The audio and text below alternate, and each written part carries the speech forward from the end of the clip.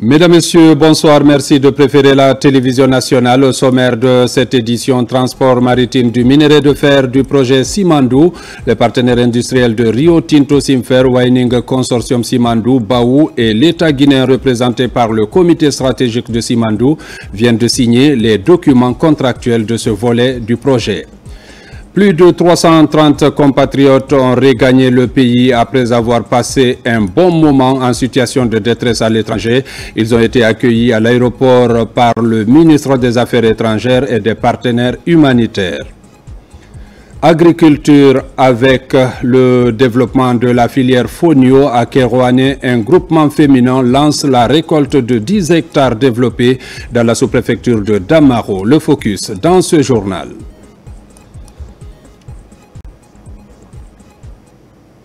Une fois encore, bonsoir et bienvenue dans ce journal. Les partenaires industriels de Rio Tinto Simfer, Waining Consortium Simandou, Baou, ainsi que l'État guinéen, représenté par le comité stratégique de Simandou, ont procédé à la signature des pactes d'actionnaires concernant les sociétés chargées du transport maritime du minerai de fer du Simandou.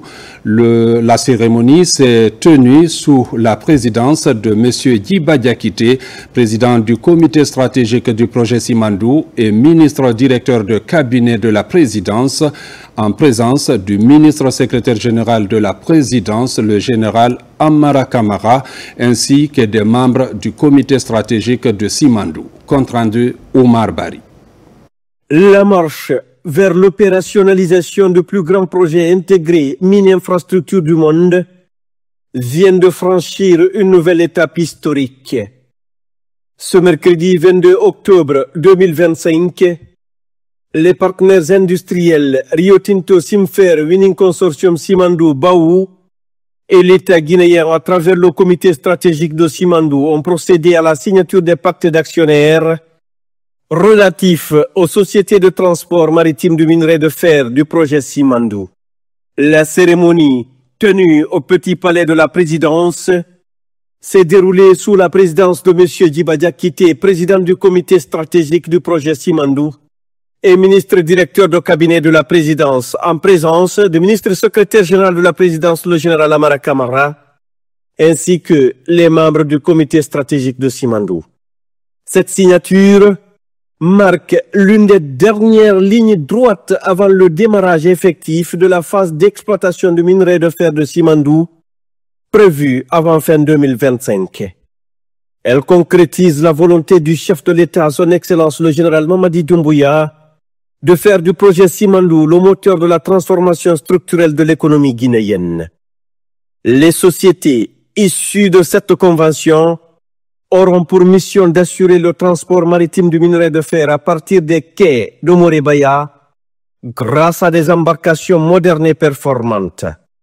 Ces infrastructures logistiques stratégiques viendront compléter la chaîne d'exportation de minerais et renforcer l'efficacité opérationnelle du projet. Dans son intervention, Djiba Diakité a souligné que cette étape symbolise l'engagement indéfectible des partenaires du projet, en particulier celui du chef de l'État, son Excellence le général Mamadi Doumbouya, à concrétiser le méga-projet Simandou.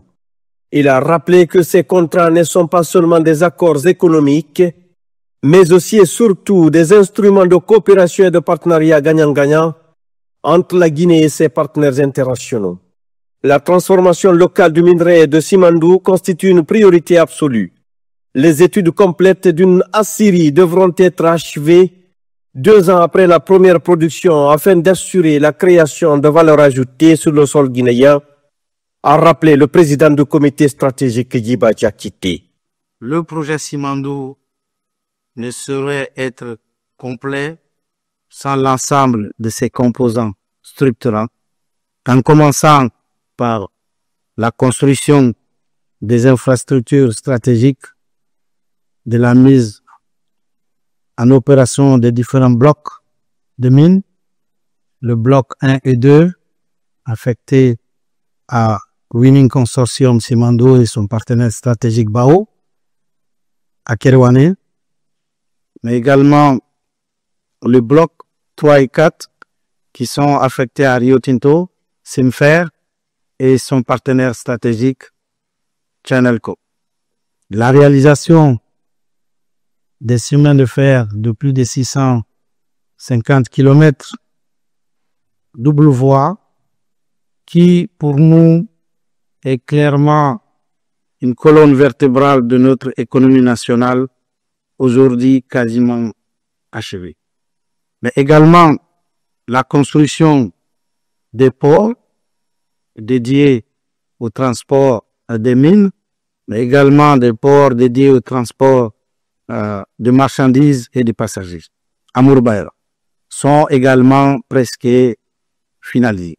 L'achèvement complet de ces infrastructures majeures du port, l'objet des signatures, des documents contractuels entre tous les partenaires industriels, mais également la partie guinéenne. Ces documents contractuels signés aujourd'hui sont le symbole avancé majeur. Quasiment les derniers documents finaux du projet, nous pouvons l'affirmer, sont cristallisés aujourd'hui dans le cadre du projet. Mais également, parmi ces préalables contractuels du projet, il y a le lancement des études pour la construction d'une ACIM dès les premières commercialisations du minerai, qui est aussi un maillon extrêmement important pour nous, ultime, pour le projet intégré, qui permettra à la Guinée de transformer localement ses ressources et de créer davantage de valeur pour la République de Guinée. Nous tenons à féliciter l'ensemble des partenaires et des membres du comité stratégique ici présents, les conseils des partenaires industriels, les conseils de l'État qui nous accompagnent pour leur engagement constant, leur ténacité, la qualité du travail accompli. Ces avancées concrètes sont le fruit d'une collaboration exemplaire, le fruit d'une intelligence collective entre les équipes guinéennes et nos partenaires techniques, industriels et institutionnels. Une belle aventure humaine, placée sous le leadership visionnaire de son Excellence, le général Mamadi Doumbouya. Mais cette étape, si importante soit-elle, n'est qu'un commencement. Elle nous engage à redoubler de rigueur dans le suivi de nos actions, renforcer notre coordination, renforcer notre synergie et maintenir une collaboration exigeante pour continuer à faire de Simandou un projet de référence mondiale et de souveraineté économique assumée pour la République de Guinée.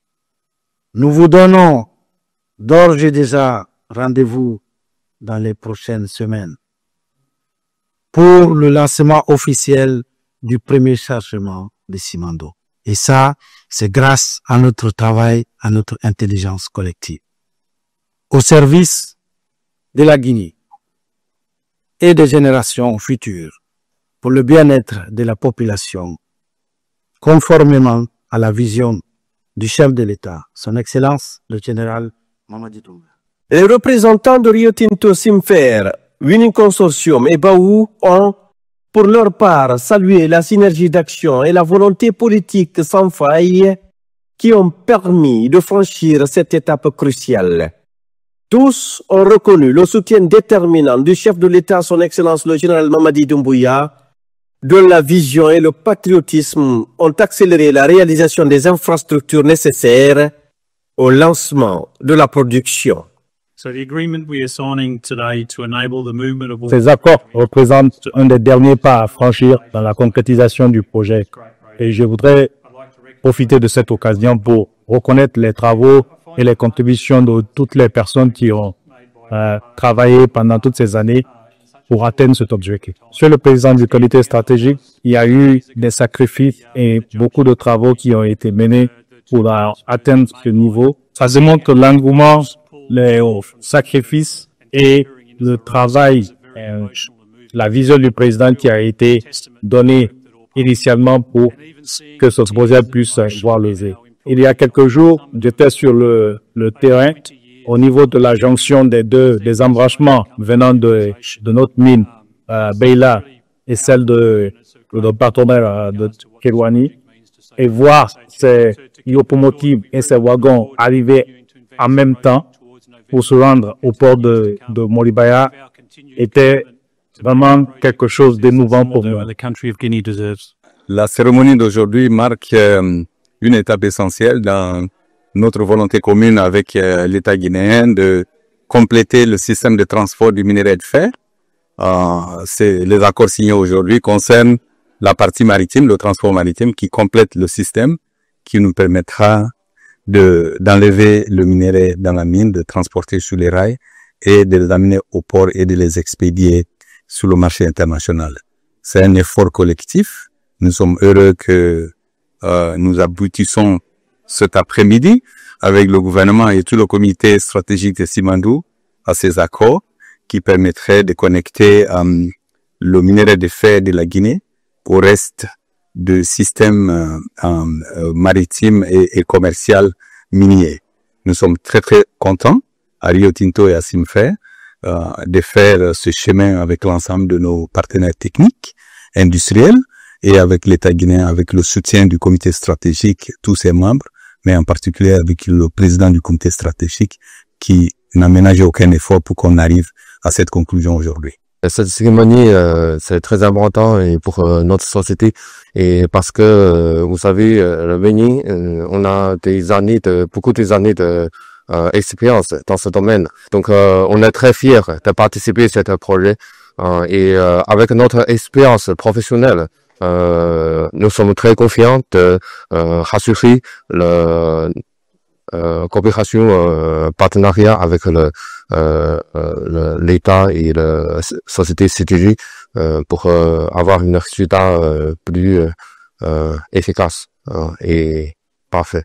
Aujourd'hui, nous avons participé à la signature de pacte d'actionnaires sur les services maritimes pour le transport maritime de tout type pour le projet Simandou. C'est une réalisation très importante, c'est-à-dire que cela marque la réalisation totale de la chaîne industrielle complète de cette minerai de fer à partir de montagne Simandou jusqu'au port et le transport maritime en passant par le chemin de fer. Cela est une partie très importante pour achèvement de ce projet. Nous sommes convaincus qu'avec l'achèvement de cet contrat, nous allons finaliser le projet de Simandou. Donc,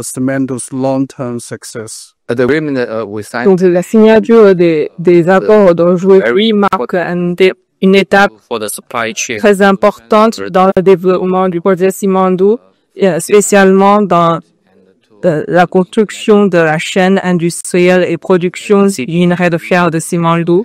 Dans le futur, la CDG va coopérer étroitement avec les entités de transport maritime du minerai de fer et les 2000 pour assurer un transport sans faille depuis les 4 blocs du mine jusqu'au port de Moribaya.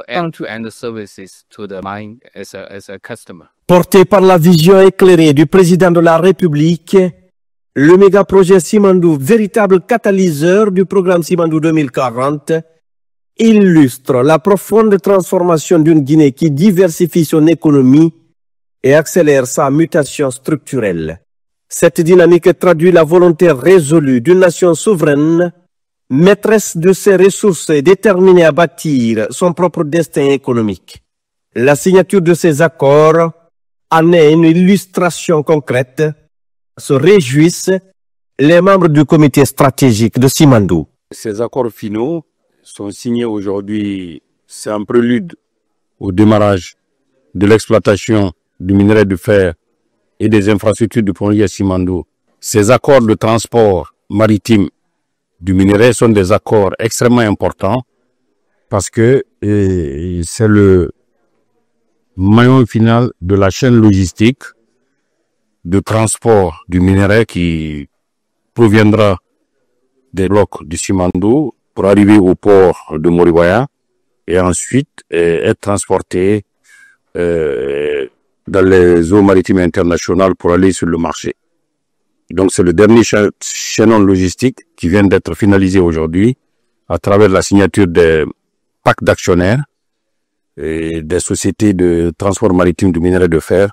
Tous ces résultats n'auraient pu être obtenus sans le leadership et la vision éclairée de son Excellence Monsieur le Président de la République, le général Mamadi Doumbouya, qui a transformé le rêve de génération et de génération de Guinéens en une réalité tangible aujourd'hui, qui est la concrétisation du projet Simandou. On est dans la phase terminale de ce processus de contractualisation qui lie l'État guinéen aux partenaires techniques et industriels. Il est question d'aller à ce niveau de signature et de finaliser comme on vient de le faire, à l'effet de rendre encore irréversible ce grand projet qui est totalement dans la partie terminale de l'exécution des exigences conventionnelles. Et donc cette signature que nous venons de faire s'inscrit en droite ligne des obligations qui sont énumérées dans les conventions liant l'État guinéen à l'ensemble des partenaires industriels impliqués dans la mise en œuvre de ce méga projet. Et donc, il est bien question que c'est la partie, j'allais dire, maritime, qui consiste, qui occupe une composante majeure de ce méga projet en termes de transport de produits miniers, en termes de connexion entre les infrastructures ferroviaires et les infrastructures maritimes, en termes d'obligation de respect des exigences environnementales. C'était les derniers contrats qui restaient à signer et on l'a fait aujourd'hui avec beaucoup de satisfaction. Parce qu'il est important qu'au moment où logistiquement tout est prêt, que institutionnellement tout aussi soit prêt. Et c'est ce que nous l'avons fait aujourd'hui. Tout ce qui concerne la partie transport maritime du minerai, maintenant est rentré dans un cadre légal sur lequel toutes les parties se sont mis d'accord et c'est une très bonne chose pour la Guinée. C'était encore une étape clé dans le méga projet mine infrastructure de Simandou. On va vers la phase d'opérationnalisation du projet Simandou et ça consacre le caractère intégré de ce projet, donc avec l'exploitation minière, le transport ferroviaire, la construction du port, ainsi que donc aujourd'hui les documents contractuels qui sont signés pour le transport des minerais. À travers cette cérémonie de signature avec nos partenaires industriels, cela est un pas vers la concrétisation de ce projet tant attendu par le peuple de Guinée à travers le leadership du chef de l'État, le général Mamadi Doumbouya. Nous, de notre côté, nous allons nous rassurer de tous les engagements contractuels relatifs au contenu local en phase de construction, mais également la phase d'exploitation à venir. Nous avons pu mettre avec l'appui du comité stratégique de Simandou une task force contenu local afin de s'assurer que tous les engagements seront respectés, que ça soit au niveau de la production, de l'exploitation, du transport. Donc tous les jalons aujourd'hui concernant le contenu local ont été revus et validés. C'est la concrétisation de la vision du chef de l'État qui a cru en ce projet et qui a donné des orientations stratégiques et a mis en place un cadre de pilotage stratégique qui a aussi su fonctionner. Et pour cela, il faut remercier le chef de l'État pour sa vision, remercier le président du comité stratégique et tous les membres du comité stratégique. Remercier aussi tous les partenaires mobilisés autour du projet parce que la signature de ce pacte, effectivement, matérialise la concrétisation, la construction de toute la chaîne de valeur, de l'exploitation jusqu'à la commercialisation du minerai. Et ça garantit aussi pour le gouvernement que c'est un maillon de plus qui est réalisé pour la mise en œuvre réussie du programme Simandou 2040 parce que l'un des leviers, l'un des supports clés du programme Simandou 2040, c'est le projet minier Simandou. Donc, sa mise en œuvre permet effectivement de garder l'espoir et de se rassurer davantage que la création d'emplois sera effective, la création des richesses, l'accélération de la croissance et la mise en œuvre de tous ces objectifs de développement seront désormais garantis. Aujourd'hui aussi est une autre étape extrêmement importante dans la concrétisation de la vision du chef de l'État, le général Mamadi Doumbouya, de construire avec les partenaires internationaux ces projets importants le long de toute la chaîne de valeur, de la mine jusqu'au marché mondial. Donc aujourd'hui, on vient de signer les documents fondamentaux pour les sociétés de transport maritime qui vont donc nous permettre de compléter la chaîne. Aujourd'hui, on a les mines, on a la CTG pour le transport ferroviaire et portuaire. Et enfin, nous avons aujourd'hui les textes pour les sociétés maritimes qui vont nous permettre de rejoindre rapidement le marché mondial. Ce qu'il faut retenir de ces documents contractuels aujourd'hui, c'est véritablement le couronnement d'un processus qui s'est déroulé en plusieurs étapes. La partie mine, la partie chemin de fer, et aujourd'hui c'est la partie portuaire de l'infrastructure que l'on est en train de contractualiser. Donc les documents que l'on a signés aujourd'hui sont les pactes d'actionnaires qui permettent la mise en œuvre des opérations portuaires et qui donc permettent d'organiser comment est-ce que l'État et ses partenaires industriels vont pouvoir faire fonctionner la société qui va permettre l'évacuation du minerai en bout de chaîne. Simandou est plus qu'un projet intégré mine-infrastructure. C'est un projet de souveraineté économique et d'intégration nationale. Avec un investissement global estimé à plus de 20 milliards de dollars, il représente le plus grand projet intégré mine-infrastructure jamais réalisé au monde et repose sur 4 composantes majeures, à savoir 2 gisements de minerais de fer à haute teneur exploités par Mining Consortium Simandou, bloc 1 et 2, et Rio Tinto Simfer, bloc 3 et 4. Un chemin de fer multiservice et multi-utilisateur, le Transguinéen long de plus de 650 km à double voie, reliant les préfectures minières de Beila et Kerouané au port de Morebaya. 3 quais portuaires à Morebaya, un pour le WCS Baou, un pour Rio Tinto Simfer, Chinalco, et un 3e dédié au transport des marchandises et des passagers. Une aciérie pour la transformation locale du minerai, dont les études de faisabilité doivent être achevées 2 ans après le démarrage de l'exploitation. Le projet Simandou accorde une place centrale au contenu local à travers 3 priorités. Offrir des emplois aux Guinéens, donner des opportunités d'affaires aux entreprises guinéennes à capitaux guinéens et surtout former les Guinéens pour garantir le transfert de compétences et de technologies, notamment via l'initiative Simandou Academy. Ces engagements traduisent la vision du chef de l'État, celle de faire de Simandou un projet d'inclusion, de formation et de prospérité nationale. Dans l'actualité encore, tournée de remerciements du Premier ministre dans l'arrière-pays suite à l'adoption de la nouvelle constitution. Après Bokeh, Amadou Riba a mis le cap sur l'Abbé, dernière étape de cette tournée nationale. Dans la cité de Karamoko, Alpha Molabé, le coordinateur national de la campagne pour le oui, a été accueilli dans une ferveur populaire. Reportage Ousmane Bangoura. C'est sous un soleil radieux que le cortège du Premier ministre Amadou Riba a fait son entrée à l'Abbé. Après plusieurs étapes à l'intérieur du pays, le chef du gouvernement boucle ici une tournée de remerciements initiée à la suite de l'adoption de la nouvelle constitution. En ce jour de grande prière, le Premier ministre a accompli la prière du vendredi à la grande mosquée de l'Abbé, aux côtés de ses coreligionnaires. Un moment de recueillement et de communion spirituelle pour confier la nation à Dieu.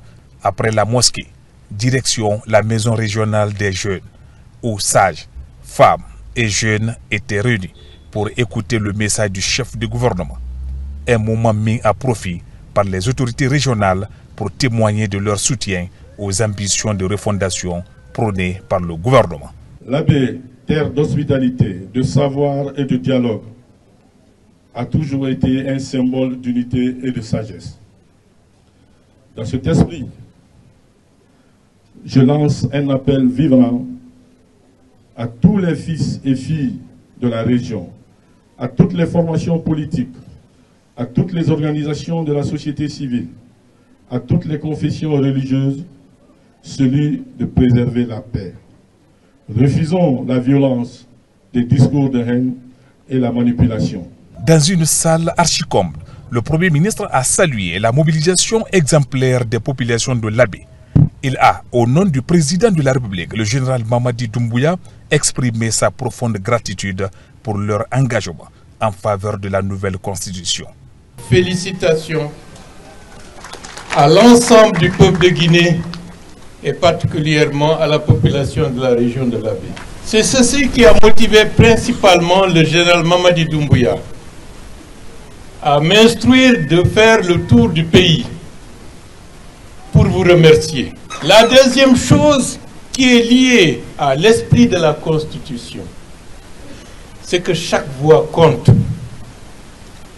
Que ce soit une voix pour le oui ou une voix pour le non. Chaque voix compte. C'est l'esprit de la Constitution que vous avez adopté avec une très large majorité le 21 septembre 2025. Et c'est un devoir, par conséquent, du Premier ministre, chef du gouvernement, d'aller à travers vos représentations, vous qui êtes dans cette salle, de transmettre à toutes les populations guinéennes que le gouvernement prend acte de leur voix, de leur vote et les remercie par la manière qu'ils ont organisé cela. L'esprit de la Constitution de la République de Guinée, c'est chaque citoyen de la République a des droits constitutionnels qu'il faudra absolument respecter. En clôturant cette tournée à l'Abbé, le Premier ministre, chef du gouvernement, boucle ainsi une séquence nationale de gratitude et de communion avec les populations. Une mission de reconnaissance qui marque une nouvelle étape dans la mise en œuvre des grandes orientations du président de la République pour une Guinée unie et prospère.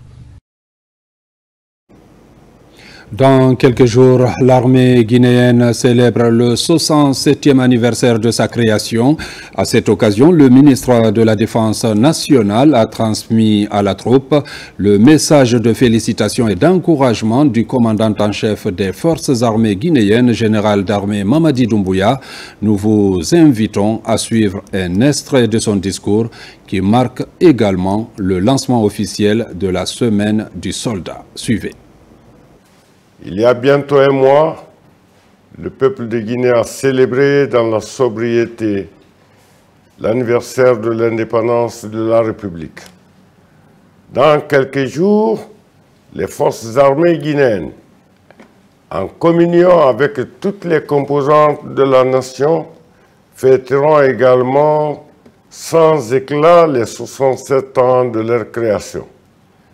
En prélude à la dite commémoration, l'honneur m'échoit, au nom de son Excellence, Monsieur le Président de la République, commandant en chef des forces armées, le général Mamadi Doumbouya, de procéder au lancement officiel de cette semaine qui précède la fête appelée Semaine du Soldat. Dans les jours qui suivent, l'essentiel des activités réalisées par les forces de défense et de sécurité au cours de l'année écoulée seront passées en revue par les médias publics et privés. Une façon pour notre institution de défense et de sécurité d'assurer son devoir de redevabilité vis-à-vis du peuple. Le 67e anniversaire de la vaillante armée guinéenne, que nous nous apprêtons à commémorer le 1er novembre 2025 sous le thème de la stabilité au développement, un engagement continu, est le dernier que nous fêtons dans l'ambiance de la transition politique ouverte le 5 septembre 2021 dans notre pays. Un anniversaire n'a pas que l'aspect festif. Il représente un moment de rétrospection qui permet à chacun de faire un récapitulatif de son passé récent ou lointain. Analyser et apprécier ses performances et ses faiblesses en vue de mieux se positionner pour les projets d'avenir. Retour massif des migrants guinéens cette semaine. Plus de 330 compatriotes ont regagné le pays après avoir passé un bon moment en situation de détresse à l'étranger. Ces rapatriés arrivés en provenance de la Tunisie ont été accueillis à l'aéroport international Ahmed Sékou Touré de Conakry par le ministre des Affaires étrangères. Reportage Makeme Keleti Donzo. En l'espace de 3 jours, la Guinée a accueilli 337 de ses ressortissants revenus de l'étranger. Parmi eux, 200 en provenance de la Mauritanie et 137 venus fraîchement de la Tunisie. Dans le convoi en provenance de la Tunisie, figurent de nombreuses jeunes femmes accompagnées d'enfants, fruits du difficile périple migratoire. Moi, j'ai dit au gouvernement guinéen, merci Mamadi Doumbouya, vous nous avez aidés. Que Dieu vous aide. Je dis Alhamdulillah Rabbil Alamina. Vraiment, je suis vraiment content aujourd'hui que je vais me rentrer sur mon pays ici. Vraiment, là où nous on était en Tunisie, vraiment nous on souffrait là-bas. Selon le ministre des Affaires étrangères, ces jeunes constituent désormais de véritables témoins et porte-parole auprès de leurs compatriotes encore tentés par l'aventure migratoire. Le chef de la diplomatie guinéenne a par ailleurs assuré à ses compatriotes qu'ils retrouvent une Guinée unie, engagée et prospère. Il y a 3 choses que vous trouvez dans votre pays en venant aujourd'hui qui déterminent l'avenir de la Guinée. Vous retrouvez ici un pays uni, engagé, derrière un homme, son Excellence le général Mamadi Doumbouya, et une vision Simandou 2040. Vous devenez les soldats du développement de la Guinée. Bienvenue à Conakry. Ce vaste rapatriement volontaire s'inscrit dans les actions humanitaires menées sous l'impulsion du président de la République, le général Mamadi Doumbouya. L'opération est coordonnée par la Direction générale des Guinéens de l'étranger en collaboration avec l'Organisation internationale pour les migrations, OIM. Et puis, c'est officiel, la Guinée rejoint la déclaration du consensus de Genève, un accord international visant à protéger la santé des femmes et à renforcer la famille. Le message du président de la République est porté à la cérémonie par l'ambassadeur de Guinée à Washington, comme le témoigne ce récit d'Alpha Isiagaba sur les images de notre correspondant vidéo aux États-Unis, Daouda Bangoura. Dans la salle, l'ensemble des nations membres de la déclaration du consensus de Genève, mais aussi des défenseurs de la protection spéciale de l'enfant dès sa conception. Ils célèbrent les 5 ans d'existence de cette coalition internationale qui défend le droit à la vie, une position qui partage la Guinée, qui fait son entrée dans ce bloc international qui lutte contre l'avortement dans toutes ses formes. La République de Guinée, sous le leadership du général Mamadi Doumbouya, est convaincue qu'aucun progrès durable ne peut être envisagé sans la pleine participation de la femme à la vie sociale, économique et politique. Promouvoir sa santé, son éducation, sa protection et son épanouissement, c'est investir dans l'avenir de la nation. En 2020, 35 États des Nations Unies ont signé la déclaration du consensus de Genève sur la santé de la femme et le renforcement de la famille. 5 ans après, la liste des signataires de ce texte s'allonge avec la Guinée et les États-Unis qui rejoignent l'organisation. Mon administration est résolument dévouée à la restauration d'une culture qui valorise la dignité inhérente de chaque enfant et à la défense de la vérité éternelle selon laquelle chaque personne est créée à l'image et à la ressemblance de Dieu avec une valeur infinie et un potentiel illimité. Un soutien fort pour cette alliance de 37 membres désormais qui se renforce pour peser fort et durablement aux Nations Unies pour contrer l'activisme des gouvernements et organisations internationales pro-avortement. Nous voyons ce travail comme une relation mutuelle pour aller plus loin que nos objectifs. Et lorsque nous allons de pays en pays, mon cœur continue de s'agrandir à chaque fois pour cet amour que nous avons pour les peuples, et je ne peux pas vous dire à quel point je suis heureuse que maintenant nous puissions commencer à collaborer avec la Guinée. Dans son intervention, l'ambassadeur de Guinée à Washington, qui a porté le message du président de la République, a rappelé les années du militantisme de Dr Maurice Nda Kouyaté dans la lutte contre les pratiques traditionnelles néfastes en général, les mutilations génitales féminines et les mariages d'enfants, avant de faire son entrée au gouvernement 2021 en qualité de ministre des Affaires étrangères. Direction la Fédération de Russie, où la Guinée prend part au 8e Forum international de la pêche et à l'exposition mondiale de l'industrie halieutique à Saint-Pétersbourg, une rencontre d'envergure qui réunit les principaux acteurs du secteur venus des 4 coins du monde. Au menu, les enjeux de durabilité, d'innovation et de partenariat dans la filière pêche et aquaculture. Les détails dans ce reportage de Al-Gassimouba, envoyé spécial. C'est une délégation guinéenne conduite par la conseillère principale du ministère de la Pêche et de l'économie maritime qui représente la Guinée à ce rendez-vous mondial de la filière halieutique. Pendant plusieurs jours, experts, investisseurs et décideurs publics échangent sur les défis de la gestion durable des ressources marines et les perspectives d'une pêche responsable. Dans les allées du centre d'exposition de Saint-Pétersbourg, la délégation guinéenne explore toutes les pistes de partenariat halieutique.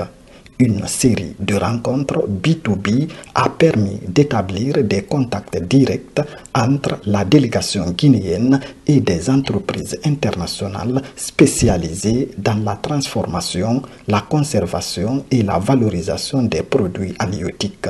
De cette participation, nous avons eu droit à voir les bonnes pratiques dans le domaine de la pêche, les méthodologies et les technologies de surveillance de la pêche. Le futur de la pêche, ça doit être dans l'aquaculture. L'aquaculture représente dans certains pays la moitié de la pêche maritime. Cette participation s'inscrit dans la volonté du gouvernement guinéen de renforcer la coopération internationale, promouvoir le label Pêche durable de Guinée, ou encore favoriser la création d'emplois à travers la transformation locale des produits de la mer. Nous sommes sur notre plan de développement socio-économique Simandou 2040.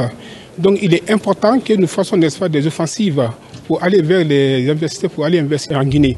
Donc la Russie a beaucoup de potentialités, beaucoup d'expérience dans ce domaine. Ça a été une bonne expérience et je pense que nous allons en tirer des avantages. Au terme de ce forum, plusieurs pistes de collaboration seront identifiées. La présence de la Guinée à Saint-Pétersbourg marque son engagement à s'ouvrir davantage aux échanges et à bâtir une économie bleue, inclusive et prospère. Lutte contre les maladies silencieuses, la détection précoce semble l'arme la plus efficace. Au ministère du Travail et de la Fonction publique, la question est au centre des préoccupations. Une campagne de sensibilisation et de dépistage gratuit est organisée par le service Genre et Équité. Reportage Mamadi Ternakamisoko, Mohamed Sherif Kamara. Le ministère du Travail et de la Fonction publique, à travers le service Genre et Équité, renforce son dispositif de prévention contre le cancer du sein et du col de l'utérus. Il lance ainsi cette campagne de sensibilisation et de dépistage à l'intention des femmes du département. Le cancer du sein et le cancer du col de l'utérus représentent aujourd'hui les principales causes de mortalité par cancer chez les femmes en Guinée. Le cancer du sein demeure un véritable défi de santé publique. Chaque année, plus de 2000 femmes sont diagnostiquées dans notre pays, mais malheureusement, un nombre important de ces cas sont détectés à un stade avancé. Tout au long de la journée, plusieurs femmes fonctionnaires ont bénéficié de séances d'information et de dépistage gratuits. L'objectif étant de promouvoir la prévention et inciter les femmes à adopter les bons réflexes pour préserver leur santé. On prend les dispositions pour mieux se prémunir, pour mieux prévenir. Prendre des dispositions, c'est aussi faire le dépistage. C'est en cela que je trouve cette activité très importante. Il faudrait que nous puissions faire de l'activité de dépistage une activité régulière, une activité constante, une activité qui ne se limite pas au mois d'octobre. Il faut qu'elle ait lieu durant tout le long de l'année. Pour le service Genre et Équité, cette activité renforce les actions engagées en faveur du bien-être des femmes au travail. En initiant cette campagne, le ministère du Travail et de la Fonction publique réaffirme sa volonté de faire de la santé féminine une priorité et de promouvoir la détection précoce. Allons à présent dans la commune rurale de Damaro, dans la préfecture de Kéroane. Là-bas, la culture du fonio est le pilier des exploitations agricoles. Aujourd'hui, la campagne de récolte a été officiellement lancée. Le domaine est estimé à plus de 10 hectares valorisés par un groupement féminin, un vent de renouveau pour offrir des opportunités d'emploi en milieu rural. Images et témoignages dans ce reportage de Yamokaba. À la périphérie de la commune rurale de Damaro, c'est le grand jour pour le groupement Kémonyama. Sur ce périmètre de 10 hectares, il célèbre la récolte du fonio pour démontrer son engagement en faveur de cette petite céréale aux 1000 vertus. Plus de 100 passionnés sont sur pied pour assurer le défrissage, le ramassage et le transport du fonio. Le fonio est une graine d'avenir. Depuis des années, notre groupement fait ses preuves dans ce bassin de production. Mais les opérations sont jusque-là traditionnelles.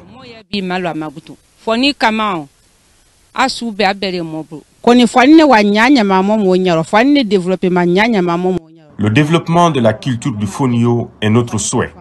Pour atteindre cet objectif, nous comptons vraiment sur l'apport du gouvernement. Kémonyama bénéficie du soutien moral des autorités locales, mobilisées pour afficher les grandes attentes du programme Simandou 2040. Avec des idées claires, les propositions comptent favoriser la compétitivité et la durabilité de la culture du fonio. Un groupement aujourd'hui de référence ici à Simandou qui, depuis à l'aube, depuis le 21 septembre, a pris toute sa responsabilité. Bien que ce groupement-là existait bien avant, mais avec l'explication, l'idée de développement, donc la projection des idées du général président Mamadi Doumbouya, qui a réveillé encore la conscience de ce groupement. Cet investissement privé des paysannes passionnées interpelle la politique agricole du pays pour accroître la production nationale. Chaque année, les intentions de culture sont revenues à la hausse pour répondre aux multiples enjeux de la souveraineté alimentaire. Transparence et inclusion dans l'organisation de l'élection présidentielle du 28 décembre prochain. La Direction générale des élections DGE a tenu le premier comité interparti ce vendredi. Il était question de la présentation de l'état d'exécution des activités du chronogramme. Reportage Amadou Touré, Abdul Razak Souma. C'est la session de présentation de l'état d'exécution des activités du chronogramme du scrutin présidentiel prévu le 28 décembre 2025. Une rencontre au cours de laquelle la directrice générale des élections a abordé l'ensemble des questions relatives à la bonne tenue de ce scrutin, mais aussi une occasion pour la DGE d'apporter des précisions sur certains sujets à polémique. Les gens ont confondu quand on a fait la mise en place de la commission financière et de la commission de réception et de validation, et pour dire que ceux qui ont fait la déclaration sur l'honneur sont les candidats. Non, les candidatures, les dépôts se feront auprès de la Cour suprême et c'est eux qui traiteront et valideront les candidatures à l'élection présidentielle. Donc les candidats indépendants, il y a toute une procédure qui sont aussi en train de suivre. Cette démarche elle est inclusive parce que nous avons battu pour ça. Nous avons sollicité auprès des autorités à ce que nous soyons informés du processus électoral. Cette rencontre qui a eu le mérite de regrouper l'ensemble des représentants des partis politiques, membres de la société civile, représentants des associations de presse, les ambassades et partenaires techniques et financiers, a aussi été une occasion pour la Direction générale des élections de lever le voile sur plusieurs incompréhensions sur le processus en cours. Je pense que c'est très important. Il faut les remercier, les féliciter et puis saluer aussi l'initiative parce que ça nous permettra d'être édifiés, de poser des questions qui pourront éclairer la lanterne des uns et des autres. La société civile ici, par ma voix, s'est engagée à jouer son rôle pour crédibiliser davantage le processus électoral, pour renforcer la transparence, son l'œil des citoyens. Donc notre participation à ces étapes-là permet à la population de comprendre ce qui se passe. Ce premier comité interparti CIP au compte de l'élection présidentielle à venir a également été une opportunité pour la directrice générale des élections de rappeler aux partis politiques le rôle de la Cour suprême qui fait office de la Cour constitutionnelle, l'institution habilitée, selon Mme Kamara Tchinebou Touré, à recevoir et valider ou non la candidature pour le compte du scrutin du 28 décembre 2025. Et puis ces ordonnances de la Cour suprême, ordonnance numéro 015 PPCS 2025, portant attribution, composition, organisation et fonctionnement de la commission de réception et de validation des dossiers de candidature à l'élection présidentielle du 28 décembre 2025. Le premier président, vu la Constitution, vu la loi organique L 2017-003 AN du 23 février 2017 portant attribution, organisation et fonctionnement de la Cour suprême, vu la loi organique L 2025-026 CNT du 27 septembre 2025 portant code électoral, vu le règlement intérieur de la Cour suprême, vu le décret D 2025-0178 PRG SGG du 27 septembre 2025 fixant la date du scrutin pour l'élection présidentielle du 28 décembre 2025, vu la nécessité d'assurer la transparence, la régularité du processus électoral par la création d'une commission chargée de la réception et de la validation des dossiers de candidature conformément à la loi ordonne. 1. Création. Article 1er. Il est créé au sein de la Cour suprême une commission de réception et de validation des dossiers de candidature à l'élection présidentielle du 28 décembre 2025. Cette commission est chargée, sous l'autorité du Premier président, d'assurer la réception, l'enregistrement, l'examen de conformité et la validation administrative des dossiers de candidature avant leur transmission à la formation compétente de la Cour suprême pour décision. 2. Mission. Article 2. La commission de réception et de validation des dossiers de candidature à l'élection présidentielle du 28 décembre 2025 a pour mission de recevoir et enregistrer les dossiers de candidature déposés les prétendants à l'élection présidentielle du 28 décembre 2025. Vérifier la présence et la régularité des pièces exigées par les dépositions légales et réglementaires en vigueur. Dresser procès-verbal de réception et de validation des candidatures. Établir un rapport de conformité précisant les pièces manquantes ou irrégulières. Transmettre au premier président de la Cour suprême le rapport de synthèse de ses travaux accompagné de la liste des candidats remplissant les conditions requises. Assurer la conservation sécurisée des dossiers jusqu'à la clôture de la phase contentieuse. 3. Composition. Article 3. La commission de réception et de validation des dossiers de candidature à l'élection présidentielle du 28 décembre 2025 comprend 1. Président désigné par les conseillers à la Cour suprême, un rapporteur désigné parmi les conseillers de la Cour suprême, un représentant du parquet général près la Cour suprême, membre. Un greffier en chef de la Cour suprême, membre.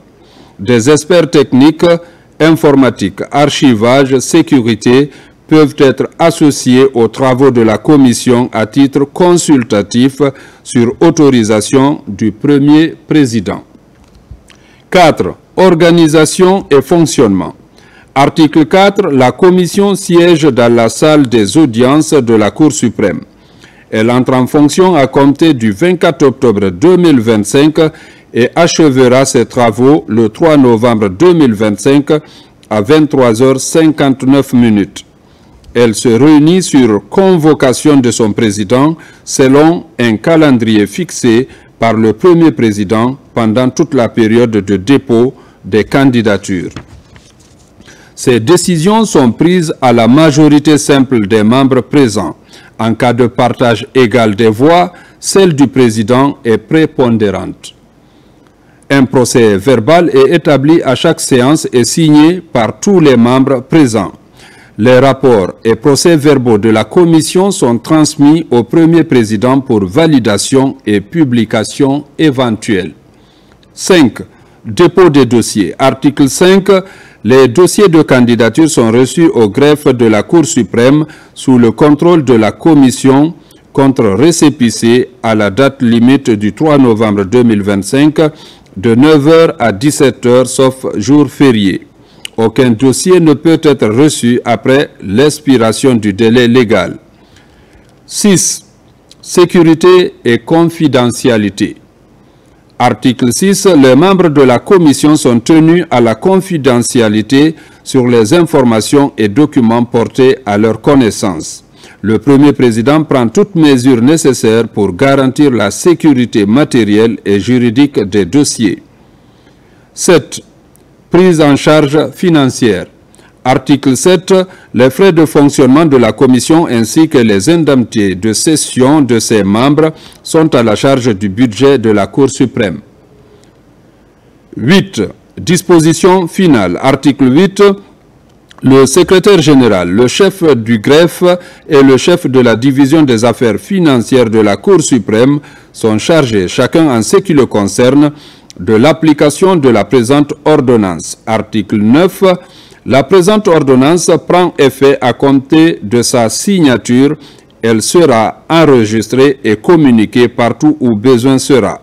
Conakry, le 24 octobre 2025, signé Fodé Bangoura.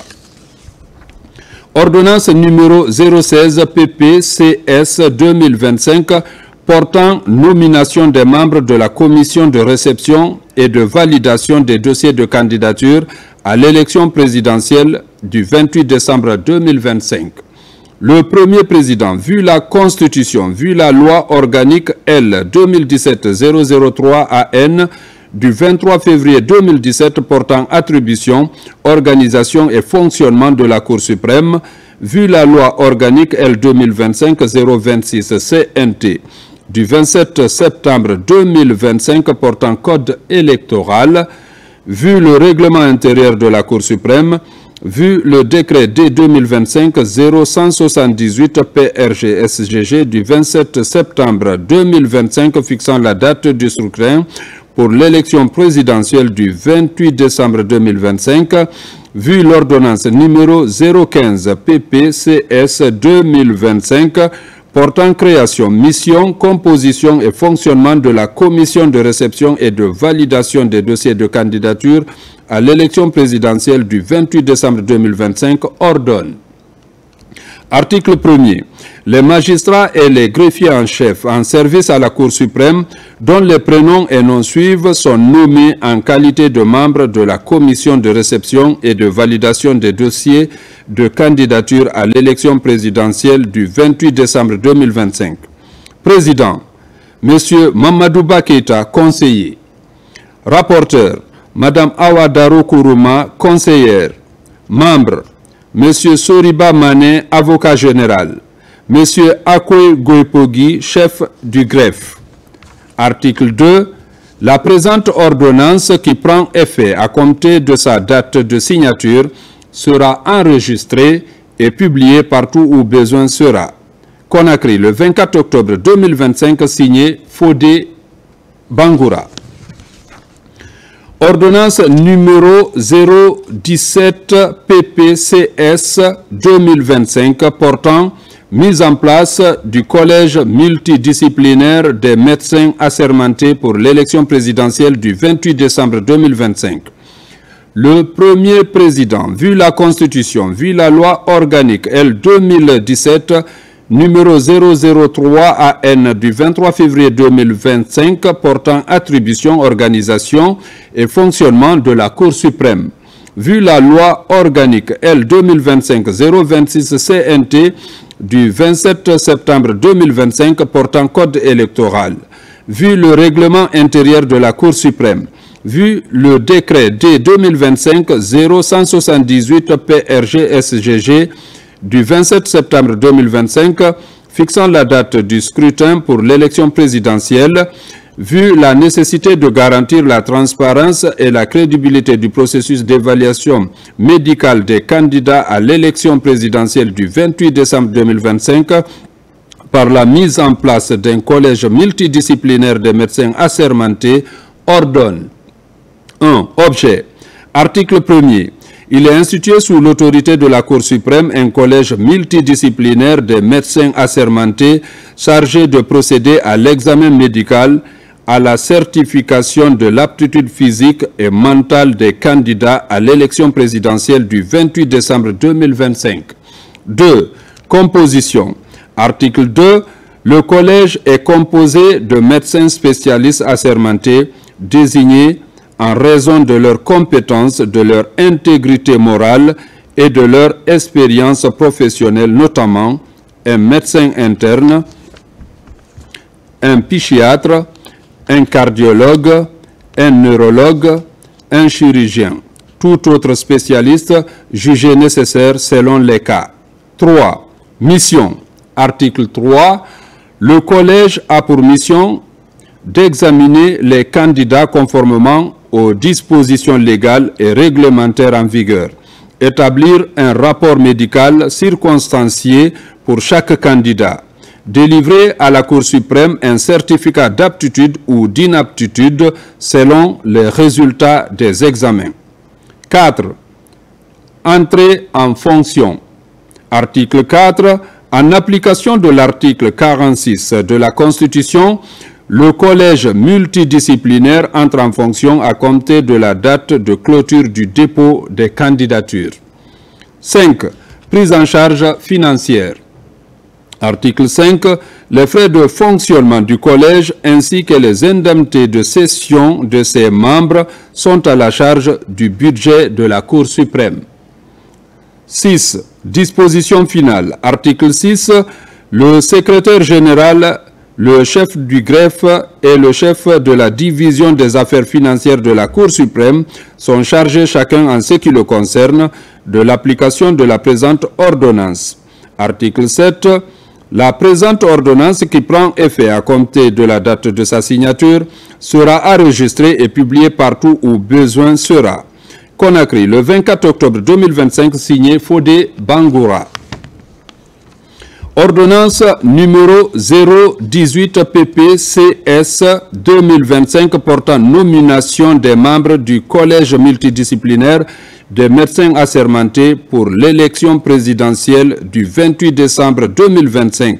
Le premier président, vu la Constitution, vu la loi organique L 2017-003 AN du 23 février 2017 portant attribution, organisation et fonctionnement de la Cour suprême, vu la loi organique L 2025-026 CNT du 27 septembre 2025 portant code électoral, vu le règlement intérieur de la Cour suprême, vu le décret D 2025-0178 PRG-SGG du 27 septembre 2025 fixant la date du scrutin pour l'élection présidentielle du 28 décembre 2025, vu l'ordonnance numéro 117 PPCS 2025 du 20 octobre 2025 portant mise en place du collège multidisciplinaire de médecins assermentés pour l'élection présidentielle du 28 décembre 2025 ordonne.